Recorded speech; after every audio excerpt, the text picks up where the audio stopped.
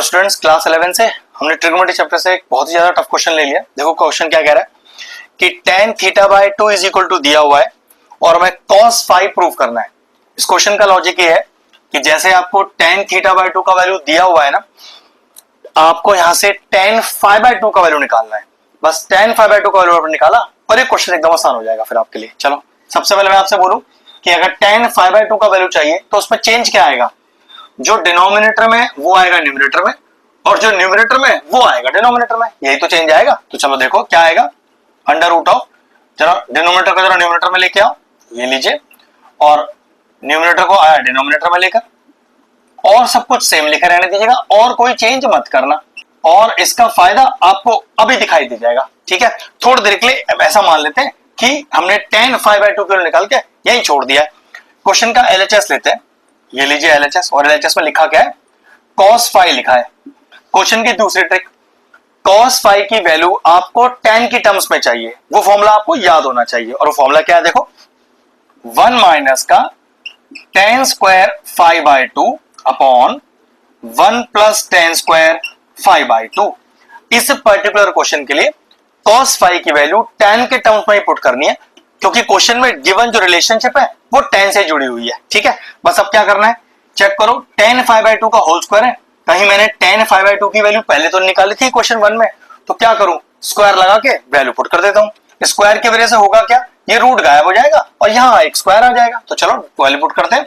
तो cos phi is equal to 1 minus का square लगाओ, हटाओ इसका रूट, तो ये हो गया 1 plus e upon 1 minus e, इसमें स्क्वायर लगा दो, तो tan square theta by 2 whole upon denominator वही करना है, बस साइन का ही अंतर है, यहां प्लस लगा हुआ है। तो चलो, तो ये हुआ आपके पास 1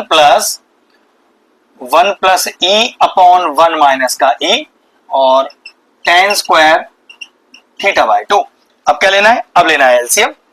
तो देखो कितना आएगा, cos phi is equal to, अगर न्यूमरेटर की बात करें तो एलसीएम आएगा 1 माइनस का ई और ऊपर कितना आएगा, देखो 1 minus E minus 1 plus e tan square theta by 2।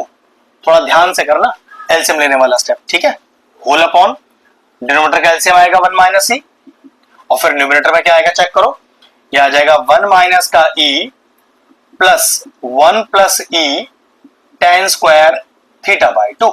ठीक है, सिंपल एलसीएम लिया है, आपको जैसा लेना आता है वैसे ले लेना। ठीक है, 1 माइनस ई ऊपर नीचे कैंसिल आउट हो गया। चलो इस tan स्क्वायर को यहां भी मल्टीप्लाई करो और अंदर ही मल्टीप्लाई करो, तो cos फाई का वैल्यू आया 1 माइनस का ई माइनस का tan square theta by 2 minus का e tan square theta by 2 whole upon, same यहां पर 1 माइनस का e plus tan square theta by 2 और plus e tan square theta by 2। अब क्या करना है, ये विदाउट ई वाले टर्म एक साथ रखने हैं और ई वाले टर्म एक साथ रखने हैं, सेम नीचे भी करना है। तो ये हो गया 1 माइनस का tan स्क्वायर थीटा बाय 2। अब जरा इसमें से ई कॉमन लो और देखो माइनस ही है, तो माइनस ही कॉमन आएगा, तो यहां बचेगा 1 plus tan square theta by 2 whole upon, same कहानी यहां पर भी, पहले ये कॉमन एक साथ रखो, तो 1 plus tan square theta by 2। अब इन दोनों से ई कॉमन लो, लेकिन देखो डिनोमिनेटर में साइन माइनस का ही चाहिए, तो भाई माइनस का ई कॉमन लेना। ठीक है, इस बात का ध्यान रखना पड़ेगा। तो यहां तो बचा 1, लेकिन अब माइनस में क्या साइन मल्टीप्लाई करूं कि प्लस आ जाए, तो ध्यान रखो माइनस में मुझे माइनस ही मल्टीप्लाई करना पड़ेगा प्लस लाने के लिए, tan स्क्वायर थीटा बाय 2। अब जरा ध्यान से देखो, यहां पर ई मुझे अकेला चाहिए बिना किसी साथ के, यहां ई के साथ 1 plus tan square theta by 2 है, तो क्या मैं न्यूमरेटर और डिनोमिनेटर दोनों को 1 plus tan square theta by 2 से डिवाइड कर देता हूं। यहां और यहां तो कैंसिल आउट होकर 1 आ जाएगा, यहां देखो क्या आएगा और हमारा आंसर मैच हो जाएगा। तो मैंने लिखा dividing numerator and denominator by 1 plus tan square theta by 2। तो 1 माइनस का tan square theta by 2 upon 1 plus tan square theta by 2 minus का ही, जब मैं 1 plus tan square theta by 2 से डिवाइड करूंगा तो यहां क्या आ जाएगा, 1 आ जाएगा होल अपॉन चेक करो यहां भी क्या आ जाएगा, 1 आ जाएगा। माइनस का e 1 माइनस का tan square theta by 2 upon 1 plus tan square theta by 2।